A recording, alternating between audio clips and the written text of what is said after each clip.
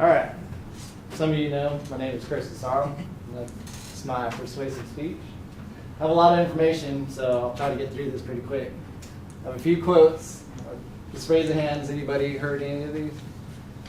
Know who might have said them? Okay. That's what I thought.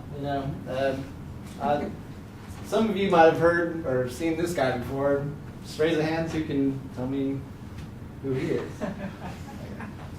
There's a few. There's 3 of you. Okay. This is Nikola Tesla.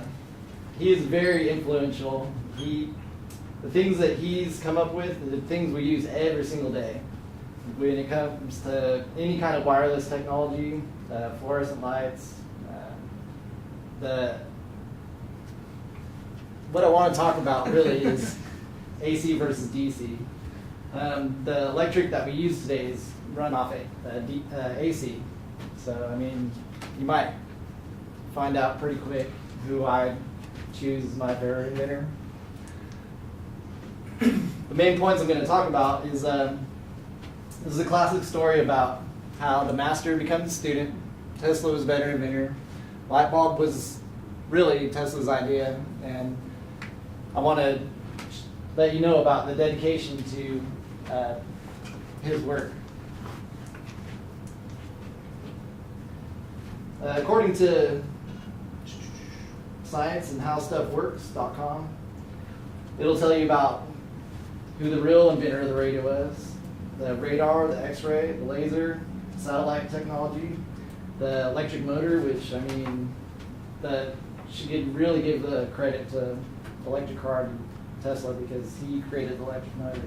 And with AC, you can use like 100 times more electricity than you can DC. These are some of his light bulbs. They're not ones that you normally see these days, but I'm sure you guys have probably seen that before. You can put your hand on it, and it's pretty much based off of his idea. There's I think I might have another picture, but there's a picture of Tesla with millions and millions of volts just flowing around him. These are these are Edison's light bulbs, and pretty much those are the ones that are old-fashioned, and they're just now, 100 years later, being outdated, and you can't even start to buy these at the stores anymore. But, I mean, you can see by his quotes what kind of person he is. Like, he was kind of smart, but, I mean, he was more of a businessman. He would gather people to these squares, and he would just electrocute animals, including elephants. I don't really want to dwell on that too much, but he teamed up with George Westinghouse, and George Westinghouse bought his patent for AC, which became a household name in 1897. In 1890, his lab mysteriously burned up, and he moved to Colorado Springs, where he made man-made lightning. This is the Wardenclyffe Tower that was built. I have so much information here. It was built in 1901. It was pre-World War II. People thought it was had something to do with like the HAARP, which HAARP today, some people know, is what controls the weather. Might be a theory for some, but I believe in it, and that's what Tesla Society, you'll find that tower. They blew it up right around 1930 or so. The reason they did this is his idea, pretty much. It was the same basic concept as the pyramids. Most people don't know that the pyramids conducted electricity, and they pretty much had the first light bulb, which, if you can understand the hydroglyphics or whatever, then you understand it's the same thing. It's based off the aquifers and ionosphere and a lot of, big words and science stuff, But this would create free wireless electricity.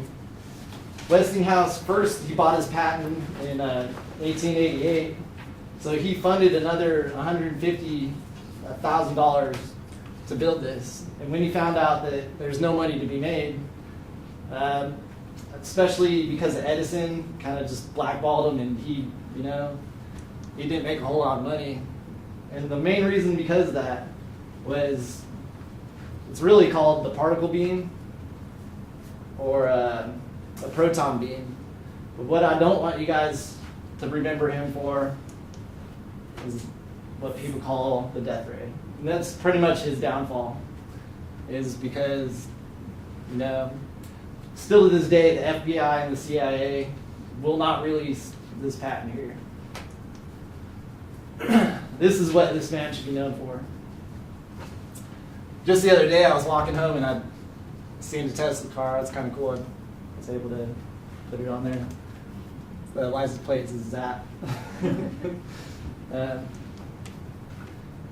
I'm not sure, but this got to be pretty close to what the man-made lightning was that he created in Colorado.